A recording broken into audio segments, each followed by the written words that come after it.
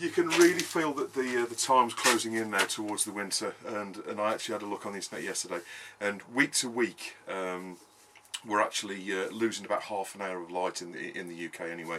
So last week on Friday it was going dark around sort of 8 o'clock. This week it was most certainly dark by 7:30, so you can really feel the time shifting, but there's still plenty to do. So welcome to another episode of Jim's Allotment Garden.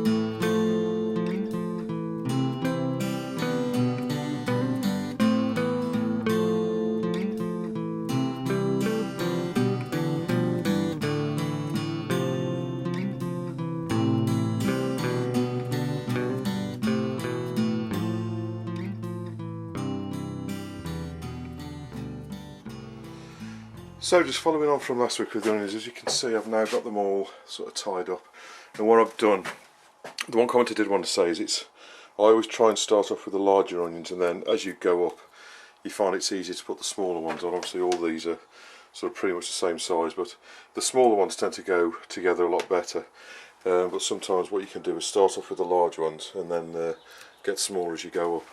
And the other thing that I wanted to say was any onions that are kind of sort of that size also, you know, or smaller, there's no point you tying them up. These onions are, what I typically use these for, to be honest with you, is I normally just peel them, cut them in half, and you can actually roast them, or even smaller ones like that. So all the small ones I don't bother tying them up, I just put them in a sort of mesh bag like this. And what you need to do is keep the air circulating, and also what I will put in the bags are any sort of damaged ones, if they've got any. For example, this one here, the root was a bit, I don't know if you can see that through there, but the root was a bit damaged. It's got a second sprout on it, so I haven't bothered tying them up. So obviously these ones that are all nice and healthy onions, obviously they'll store really well, and obviously all of these as well, they'll store well. But the ones that are either small or are slightly damaged or whatever, what I do is I put them in this bag and then use them first, because you know these ones are going to store a lot better and keep for much longer, where these ones will you know potentially go bad. And also if they're small, I typically use the small ones up for roasting and stuff like that, so, and they're not really worth tying up. So that's just a quick note on the onions.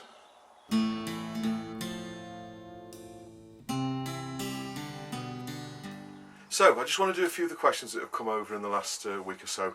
The first one comes from Patrick Meeham, and also Jane Kelly also put a very similar comment on there, and they were saying that they've had bugs in their onions and the leaves have gone curly. This is caused by the allium leaf miner, and it is sort of a pain, to be honest with you, because it can, I mean, luckily I had it this year, but luckily they only affected a few, and you know, the effect wasn't massive. And what I did is I removed the onions that were affected as soon as I saw it. But as I explained, what you can get is when it attacks the onion, the leaf miner will sort of reproduce, and those bugs will go back into the ground, and that happens twice a year. So as soon as you do see it on your onions, the onions that are affected, just pull them straight out. Nothing wrong with you using those onions, but what you don't want is the sort of the larvae or the the young to fall onto the ground, because then the ground's affected. I mean, if you put alliums back in there, then it'll affect them again. In the allium family, obviously you've got onions, leeks, garlic, chives, all of those sorts of plants, and many bulb type flowers as well. But obviously, those are the ones that the ones I've mentioned, are the ones you can eat. And as soon as they're in the ground, if you plant onions there again, then they'll just jump back on and sort of reinfect the new plants that you put in there.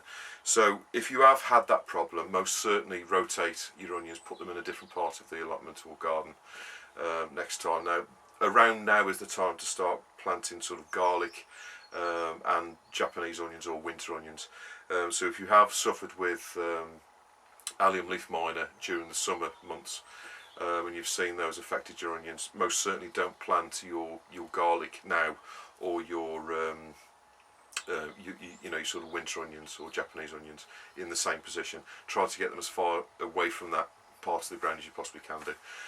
And what I would suggest is not planting there next year as well. So your summer onions, put them in a different position again.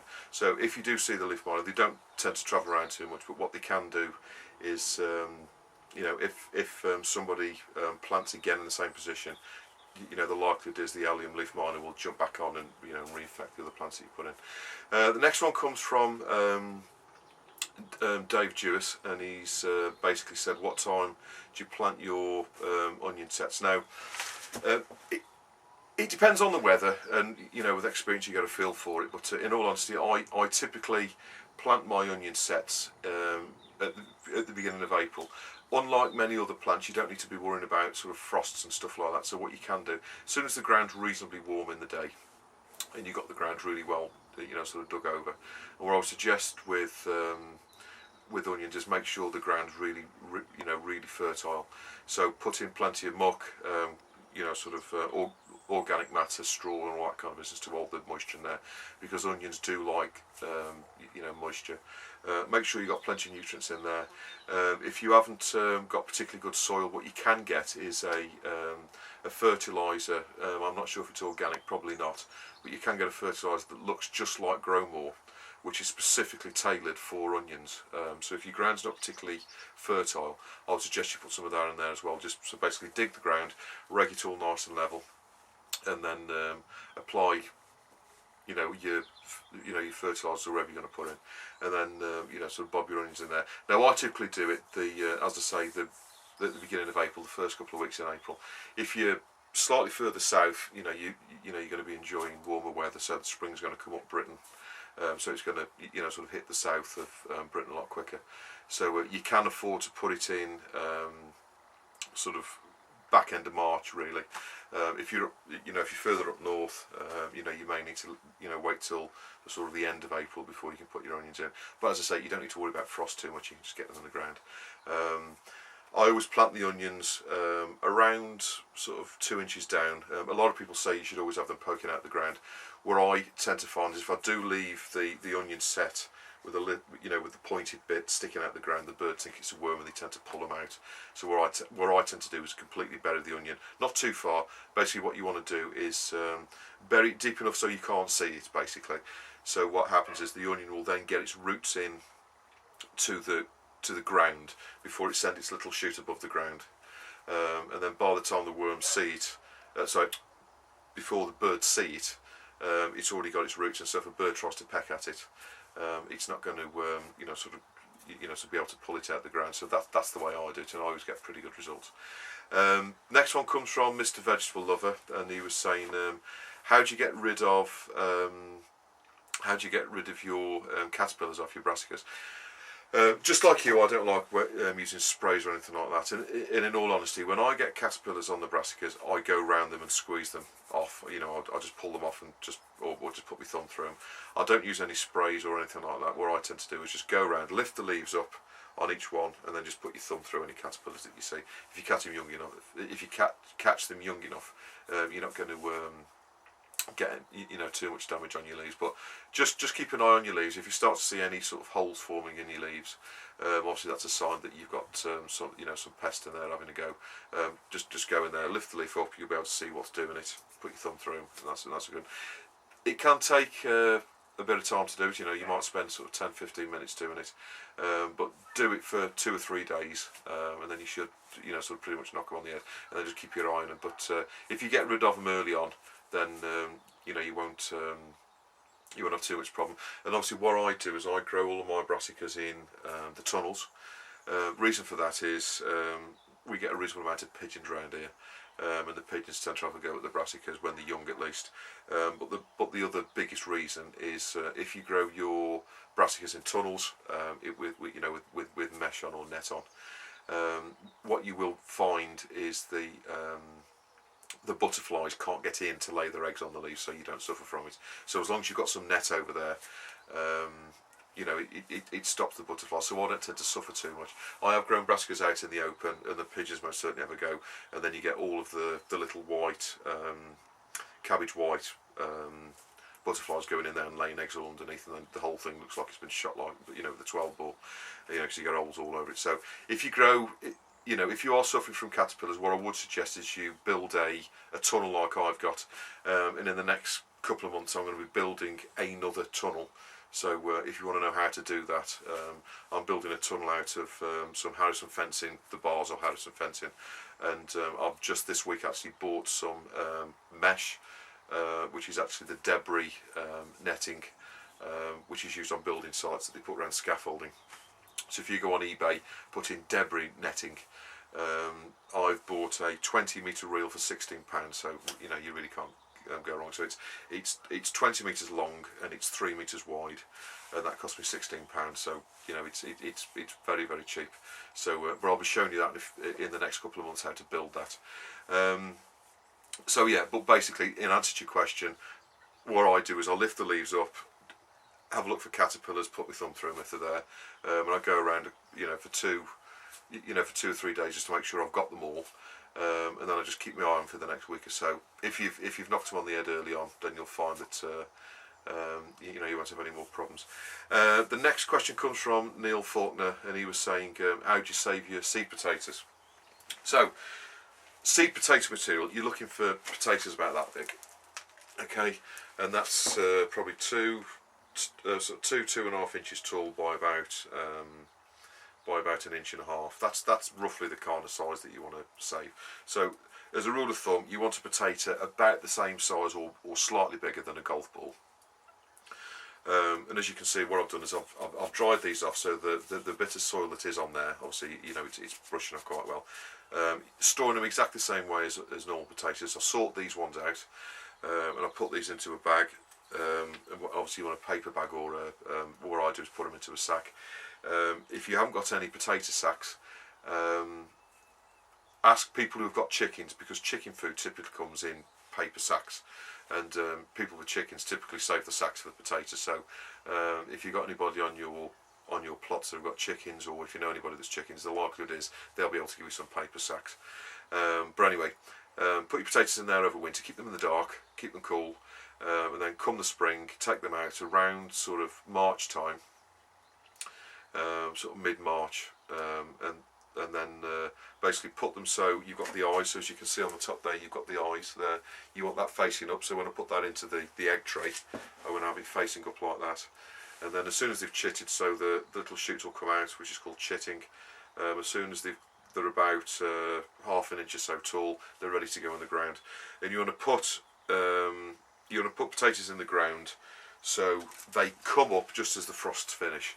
So what you're aiming to do is get the potatoes above the ground pretty much at the end of May, which is when the frosts are, you know, there's no chance of frost. So if you put sort of potatoes in, if the shoots do come above the ground above the end of before the end of May, what you want to keep doing is hoeing them up.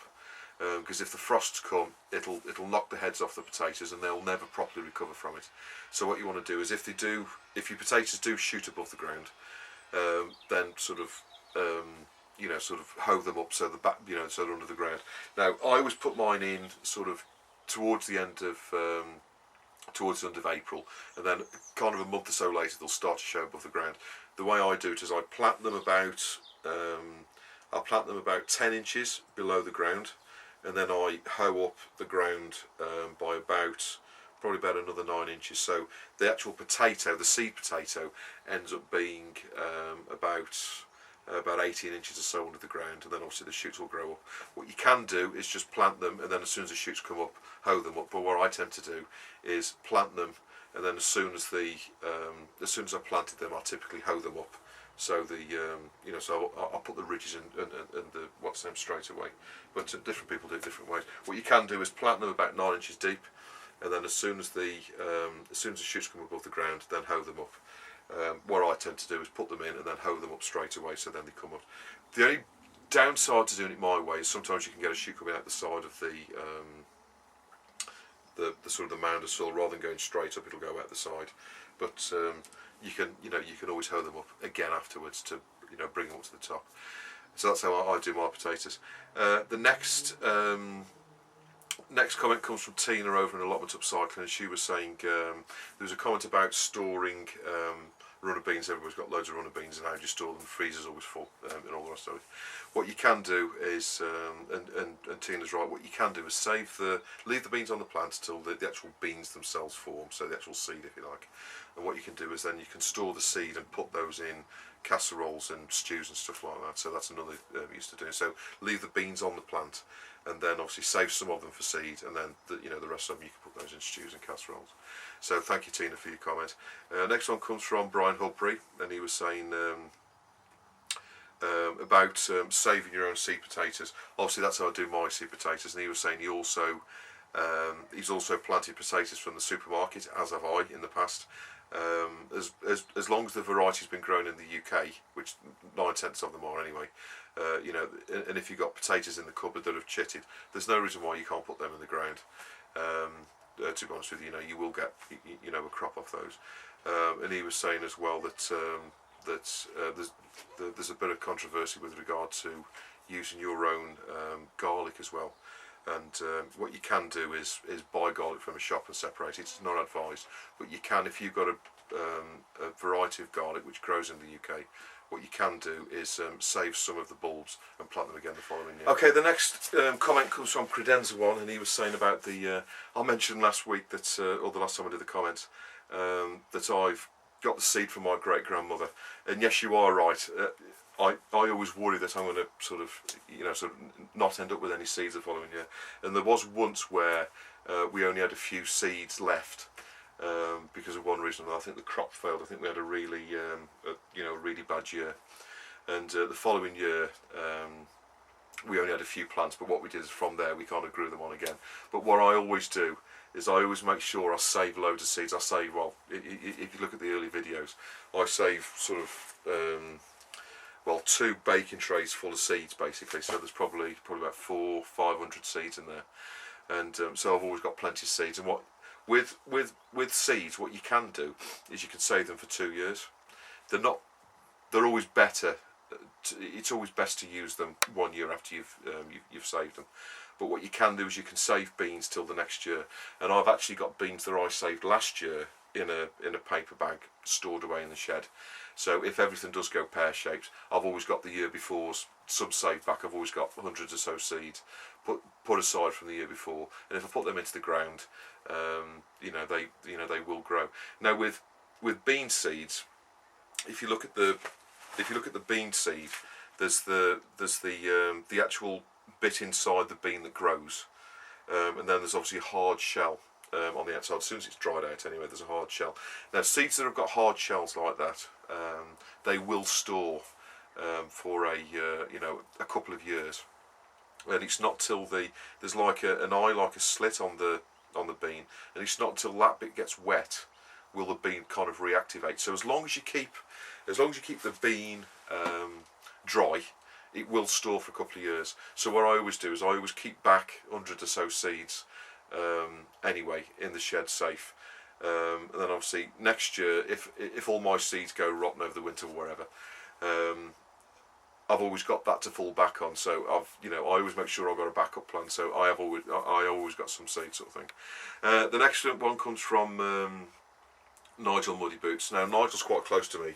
He's just up the road in Wolverhampton, and he was saying about the weather. Now we have been predicted quite bad weather this winter. We're supposed to be getting quite a severe winter this year, and I think for the next few weeks, or at least the next month or so, it's predicted we're going to get quite heavy rainfall in the UK. So Nigel put a comment on saying that he's quite tempted to dig all of his potatoes up and get them in sacks and in the shed straight away. And to be honest with you, I'm inclined to agree with him. So what I'm going to be doing today is digging up the majority of the potatoes that are left in the ground, or if not all of them, and I'm going to get them all up and get them in sacks in the shed. Now what I normally do is dig around half of them up and leave half of them in the ground and then use them up like that. But most certainly, if the weather's bad, if it's wet, you've kind of got 2 problems that you need to be concerned about. The first one, the biggest one, is slugs. Slugs will go through a row of potatoes like anything. And even though kestrel potatoes are not so prone to slug damage, they can get it. And if you leave them in the ground, the longer they're in the ground, the more likely is the slugs are going to attack them. And secondly, obviously, if the potatoes are sitting in water, you know, if your ground's quite heavy and the potatoes are literally sitting in water, they will rot. So, you know, the best thing to do is if you have got a reasonable amount of slugs in your allotment, or if the ground's quite heavy, the best advice I can give you is dig them up as soon as you can, because the winter months they're just going to be sitting in water and they're not going to do very well on the ground at all. So I think I'm going to follow Nigel's suggestion. I was already thinking it, to be honest with you, but I'm going to dig the majority of the potatoes out now, if not all of them. The next comment comes from Slash, and he was talking about F1 hybrid seeds and saving them. Now, there has been a few comments on there from other people. I think Marina was the other one who commented.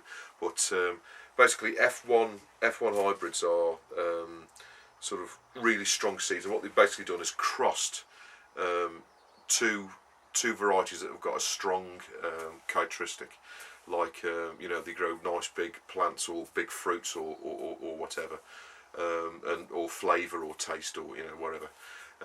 But when you save the seed, the F1 hybrids don't always come true.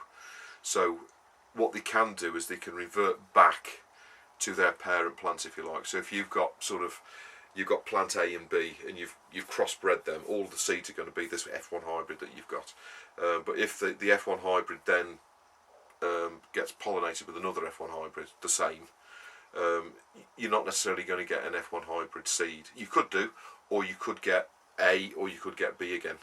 So if you save F1 hybrid seeds, the likelihood is they're not going to be the same as the original seeds that you started with. That, you know, they will revert back to their parent you know, sort of characteristics. And the other thing you can say about the F1 hybrid is, because they're sort of scientifically pollinated, if you like, every seed's going to be the same. So you're going to have two parent plants, and then all of the seeds are going to be a combination of those two parents. So all of the sort of the seeds are going to be a direct cross of those two plants. Whereas if you save the seed, it's no longer an F1 hybrid, because it's not been controlled pollination. And you could potentially get anything, or, well, you know, you couldn't get anything, but you could get, you know, characteristics from one of the two parents rather than a mixture of the two. And also you can also get, because you're not in a closed environment, what you can get also is cross pollination from your neighbour's allotment or whatever, and you can get, you know, bees going on their brassicas and coming over onto your brassicas or wherever, and you can get cross pollination that way as well. So the seeds that you save, you can't really guarantee what they're going to be. So if you want to grow F1 hybrid plants, you need to be buying the seeds. Unfortunately, you can't save those seeds. So that's the comments for this week. So I haven't really got around to doing a tour for a couple of weeks, so I just thought I'd show you how things are going on. So in the greenhouse, the most certainly one successful story has been the ginger. Now you can see this one here. You know, there's some quite nice sort of bulbous growth on that, but I'm actually getting some new shoots coming here as well. So as you can see there, I've just pulled the ground away a bit, so as you can see, there's a nice little shoot there and here. This one's not done so well. However, it is still growing, and I've also got another little shoot at the back there. I don't know if you can see that, but there's another little shoot coming at the back, so I do keep having a look at it. I've buried that one there. But yeah, so the ginger's doing really well. I've cut the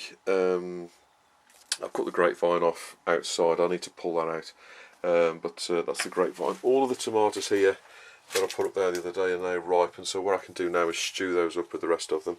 I've got some nice strawberries, tomatoes ripening on the plants as well. So what I've now got is I've got very few sort of green tomatoes. So I think what I can actually do this weekend, I mean, there's a few here, but I can put those on the window ledge and get them to ripen on the window ledge now. So what I'm actually thinking of doing is kind of taking all of these tomato plants out now. Now another success is the cucumbers. I don't know if you've noticed in the in the start and end clips of the videos, but the cucumbers have gone absolutely balmy. So as you know, a few weeks ago I put Epsom salts on, which I was advised to do, and they've reacted really well, so thank you for the tips on that. So obviously that was to increase the amount of magnesium in the ground. This plant here, I think I was a bit too late. I'm not sure if that rotted off at the bottom, but the one up the corner there is gone.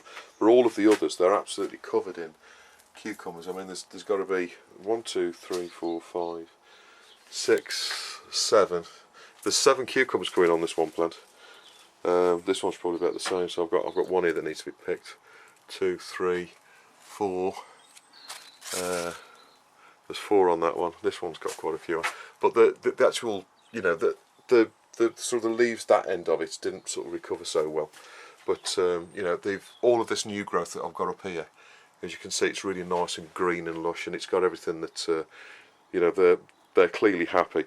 And they're also throwing out branches from the bottom as well, so all of this kind of new growth here, and there's loads of little baby cucumbers. If they actually come to fruition or not, I don't know, but as you can see here, you know, there's plenty of cucumbers coming, so I'm doing really well with the cucumbers. So most certainly the tip of putting Epsom salts on worked really well. So that's the greenhouse. Obviously over here we've got, this is the spinach beet, which is going to be going in very shortly. The alpine strawberries have pretty much finished, so they'll die down and they'll come back again next year, as long as I keep them in the you know, sort of keep them in the greenhouse. Now these are actually classed as annuals or biannuals, but I've actually had these plants now for 3 years, so fingers crossed if we don't get too bad a winter, they'll actually come again next year. And the other plants, the Candra and the others are still growing there, and I've got all of the black hollyhocks here. They're starting to die down a little bit, but obviously they're going to go outside next year, so I'm going to overwinter them here. The only other thing in the greenhouse is the sunflower. Now, as you can see, this is completely dried now. As you can see, it's, you know, you can hear by me doing that, it's nice and dry. So I can now take the seeds out of there and save them for next year. And I know I'm going to post a few of those out to some people who have asked for them. But so I can now get the seeds out of there. So that's the greenhouse anyway. Just coming out here, as you can see, the hollyhocks have died down there, and all of these herbs are starting to die back. The aquilesias are still in flower there, but they need to be going out into the garden soon. Got a nice sunflower here. This is one of the later ones. Bees are loving that. Rosemary's doing all right, but the other herbs really are starting to die back and go to seed now. The carrots, the carrots need a weeding, but they are there. As you can see, these are the ones I'm hoping to harvest around Christmas time. I've noticed a few of these on this row here, and that end row there have kind of died off, even though they've been watered, but I most certainly need to get in there and do a bit of weeding. I've got a second flourish of this comfrey, and I need to sort of trim that back a little bit. The first lot died off. Now I've left it growing this year because I want it to establish its roots, but yeah, it's growing all right, so I'm quite pleased with that. The tomatoes out here, these are the ones that have had blight on. Now what I did is I took all of the fruits off and leaves off that were showing signs of blight, but there are still a few. See, these fruits are all right. I'll use those, but I've still got. Oh, I'll just drop that now. But like this one here is showing blight, and here, so I'll be taking those off later on today. Obviously these here are showing blight as well. So it is still affecting the plant, but I took off as much as I could so I could salvage the fruits. But obviously this one, you know, that's a nice tomato, so I'm sure that'll cook up quite nice when I do some later on. I'll just put that there out of the way. The raspberries need to be tied back, but what I've been doing is I haven't done that yet, because what I want to do is get in there and take out the dead wood, and then I'll tie back all the new ones. So that looks a bit overgrown and messy at the minute. I'm in two minds whether to cut all of the asparagus down now or not. But what I want to do is, I think what I'll do is I'll take all these tomatoes off, save all the ones that are healthy, get rid of all the ones that are diseased, and I'll sort of ripen those in the greenhouse or in the window in the I'll do it in the house actually, because I don't want to put tomatoes that are potentially got blight on them in the greenhouse, because I don't want to obviously get blight spores in the greenhouse. But the raspberries have grown really well this year. Coming back to these, I mean, as you can see, I mean these raspberries are probably 8 foot tall. You know, and they're a good size. But I've got quite a bit of sort of dead wood in here that I want to take out. Just coming along here, as you can see, the sunflowers have gone over now, so I'm most certainly going to take the heads off them now. And what I'm going to do is, after I've dug the potatoes out, I'm going to have a bit of a fire, and because I've got some wood that needs to be burnt. So what I do, I've always found with sunflowers, particularly when you grow them this high, I mean that's sort of like 8-9 foot tall there, that one. The stalks are quite difficult to burn, and if you try and dry them, they just tend to go slimy this time of year. So what I typically do is get a good fire going, and then cut them up get them out of the ground, chop them up with a spade, and then put them in the fire as soon as the fire is going really hot, and it'll burn through them. But if you obviously you can't start fire with them because they're quite sappy. But if you put them on the fire once it's going, you know, you need plenty of dry wood in there to get it going. They will actually burn, so that's the best way to do it. Courgettes, the chickens have been having quite a few courgettes. Obviously, you know, there's plenty more little ones coming. But a lot of these here I've been giving to the chickens. I've got sort of half a row of potatoes here, and obviously all the rest of the potatoes here. I've been doing a bit of weeding round. Now I'm very happy with the crop of nasturtiums. That's just seed that's. I had some. If you remember last year, I had the tunnel here, along this bit here, and these were at the edge of the. These were at the edge of the tunnel, and that's basically seed that's dropped. But these caterpillars have really gone through them, and they're just starting to affect these now, which I'm not overly worried about. But the nasturtiums that were further up there, they actually went through them like a dose of salt, and I've just noticed a few caterpillars on here. But anyway, they're going to be sadly coming out soon, obviously, because I'm digging the potatoes up, so I'm going to have to take all those out to get at the potatoes underneath them. So that's all the potatoes. Obviously, the potatoes end there. This is where the onions were. So what I need to do is basically get all the weed out of there and dig it over, rough dig it for the winter. Sadly, the sweet peas have largely gone over, but what I want to be doing, and I'll probably put a little bit of a clip out, is these are the seed pods. And what I want to be doing is saving the seed pods for next year. So I'm going to do, possibly not this week, but next week I'll be doing a how to save seeds from various plants. And so I'll be saving some seeds from the sunflowers next week, show you the best way to do that. These sunflowers have done really well. I mean, if you look at the size of this one here, that's about 10.5, 11 foot high, and it's a good sized head on there. So that's most certainly what I'm going to be saving the seed from. This poor thing here, this is the one that the wasps took the bottom out of. So I'll be cutting that out later on and burning that if I have a fire. This tunnel, to be honest with you,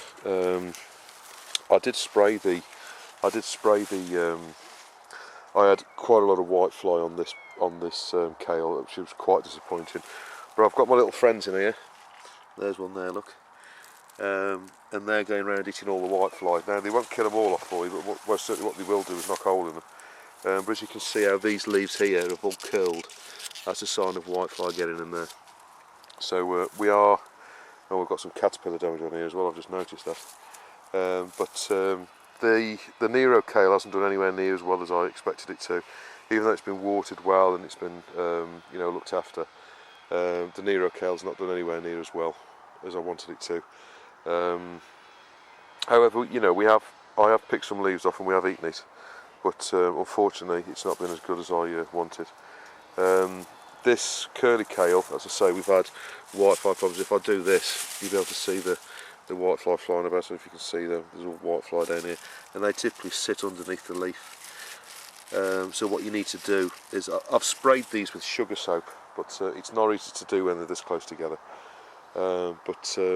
Sugar soaps, you can either get it in powder form or bar form. What I suggest you do is get it in powder form, mix it up in your spray and then spray them on. But you will knock a hole in them, but you won't knock them out, unfortunately. So when you get whitefly, unfortunately, what you need to do is, obviously, it's just when you're preparing them really, but what you need to do is this like white on here, just wash it off when you're preparing the vegetable. But that's the price you have to pay for not using insecticide. But anyway, that's the first tunnel. Okay, moving on down then. So these are the other sunflowers, and these are most certainly bigger than the others at the top. They tend to grow better, but this one here, these here, they're most certainly 10 foot, 11 foot high. I think this one here, that's the biggest one. That's most certainly going on for 11 foot high. Anyway, in this tunnel here, this is the second tunnel. Now, one of the reasons for rebuilding that tunnel there is I get cabbage white butterflies flying straight through that net, which is obviously no good for brassicas. Now this net, this is a lot finer. Now this is the debris nets that you get off building sites. This is the stuff I've bought this week. Now this is I've paid £16 for 20 metres of this, which is 3 metres wide, and that's more than enough to build a tunnel this big. So if you get yourself on the internet, on eBay, you can most certainly find this. But anyway, one of the success stories is this is the second batch of broccoli, and as you can see, that's a really nice sort of sized head. So we're going to be having that for Sunday lunch, and all of these others are also coming. Again, I've got a bit of whitefly in here. If I do that, you can see the whitefly. I have sprayed him with the soap, but unfortunately, this time of year, it's not really going to affect the broccoli so much. But as you can see, we're getting some nice heads forming on these, and these are the second batch this year. And this is the purple sprouting broccoli on the other side.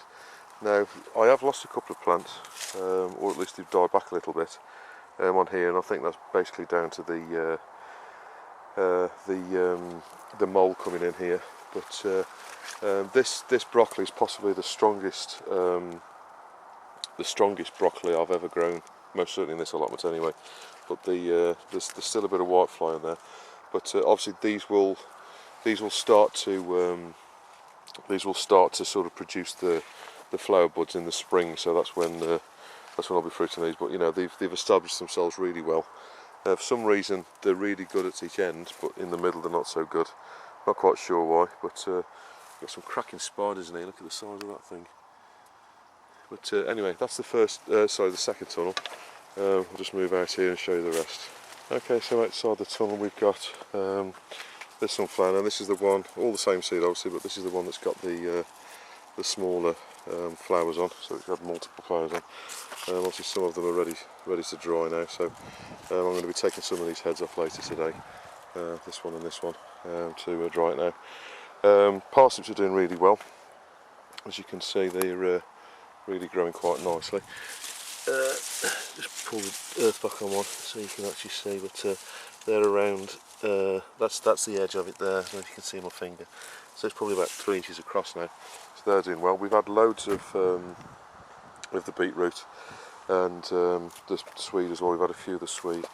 As you can see, the swede are doing really well. So it's nice. And when this head bit here starts to grow like that, they're about due to come out. The spinach has been a bit of a disappointment, this row here. We haven't had any spinach at all this year, and it's really struggled there. Not quite sure why, but anyway, that's the spinach. I can only apologise for the wind. The rhubarb's still growing well, but it's started to die back a bit. Now we've got a bit of mildew on the leaves of the pumpkins. As you can see, they're all growing quite nicely and going orange. That one that was yellow in the middle there, that's now gone orange, so that's actually looking like a pumpkin there. Front bit's died off quite a lot now, to be honest with you, so this is where the calendulas were. As you can see, there's the odd one at the front, but I need to pull all these out now. These are the chickpeas. As you can see, the pods are now sort of drying off, so I'll be able to harvest these really this week. The lentils have been a disappointment really. I shan't be attempting to grow them again. I don't think we've got quite the season for it, to be honest with you. But as I say, it's an experiment, so nothing ventured, nothing gained. But there are some on there, but I'll see what they're like. Well, I'll just show you this one here, which I know has got plenty on.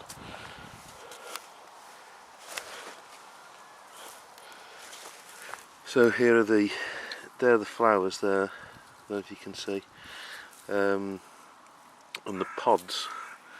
There's one pod there. Look, that's actually dried out, but there's not actually any in there.